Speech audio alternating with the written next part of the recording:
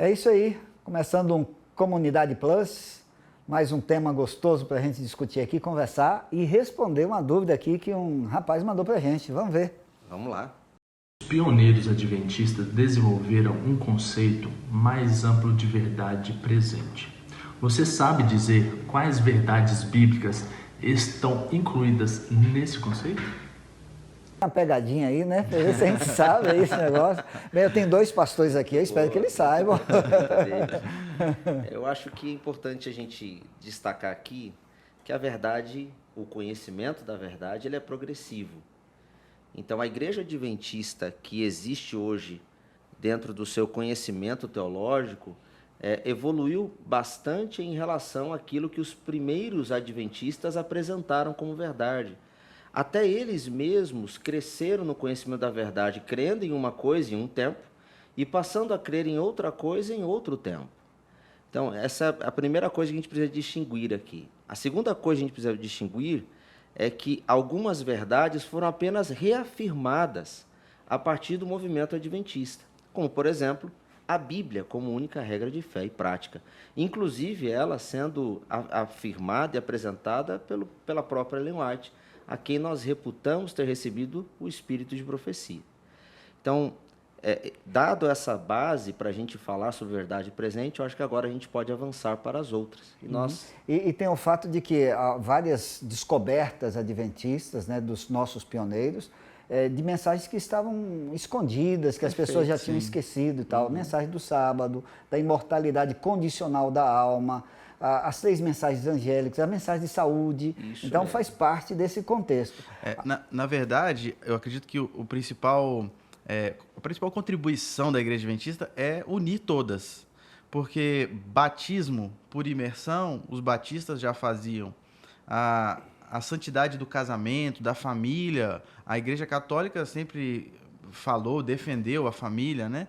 Então, eu acredito que a ideia da verdade presente para nós hoje é a reunião de vários destes temas e alguns temas que não foram tratados como santuário, que é exclusivo da Igreja Adventista, e se tornaram uma verdade única que precisa ser proclamada e que nós hoje precisamos entender como a nossa verdade presente, né? A reunião de todas elas. Agora nós estamos num tempo em que a verdade se tornou líquida, né? Então, hoje cada um tem sua verdade, o relativismo está dominando o pensamento e tal. E eu fiquei me perguntando, diante da pergunta aqui, como é que nosso jovem encara a verdade? Porque tem muita gente que diz assim, eu tenho a minha verdade. E o que é a verdade? É uma excelente pergunta. Sabe que existe um paradoxo na filosofia, que é o seguinte...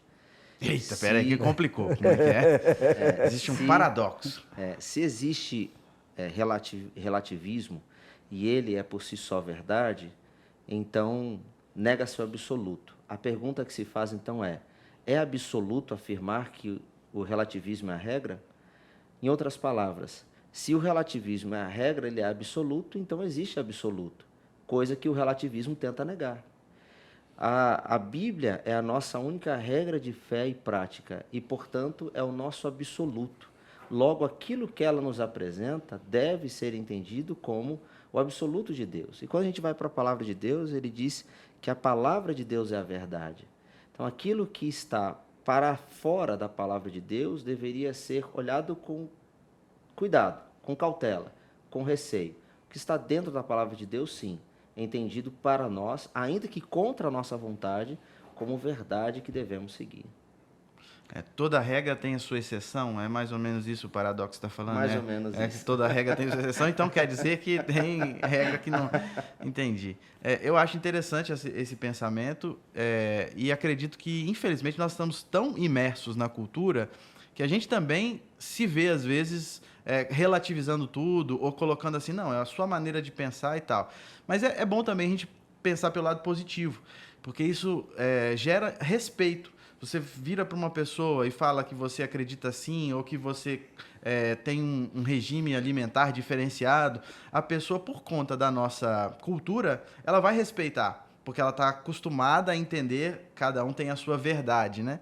Então, acredito que a gente possa também utilizar isso de uma maneira positiva, evangelística, onde a gente pode expor a nossa opinião com liberdade, porque a outra pessoa vai entender que é a sua verdade. O problema, Rafa, é quando o próprio jovem adventista, ele se enche de dúvida e diz assim, mas eu sigo a minha consciência. Aí complica, Aí né? complica, porque muitas vezes ele diz isso sem saber o que é consciência. Paulo diz em Romanos capítulo 1, versos 14 e 15, que a consciência ela é regida por uma lei interior que controla nossos pensamentos para eu saber o que é certo e o que é errado. Então, é uma lei interior que ela segue a lei de Deus, é o plano original de Deus. Então, cada um de nós traz essa consciência dentro de si na tomada de decisões. Só que a consciência não é confiável, ela pode endurecer, ela pode se depravar.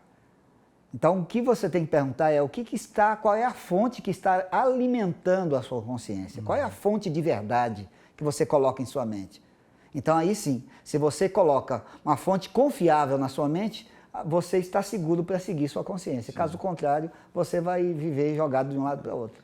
Talvez de todas as verdades presentes que a Igreja Adventista esteja suscitando, levantando, afirmando, talvez a maior delas seja o retorno às Escrituras, né? Porque essa consciência que é individual, é pessoal, ela precisa estar cativa à palavra de Deus para então fazer a sua vontade. Sem dúvida. E a gente só estava esquentando e o tempo já foi, né? Vê só? Que bom! Ó, eu fico aqui cheio de vontade de dizer.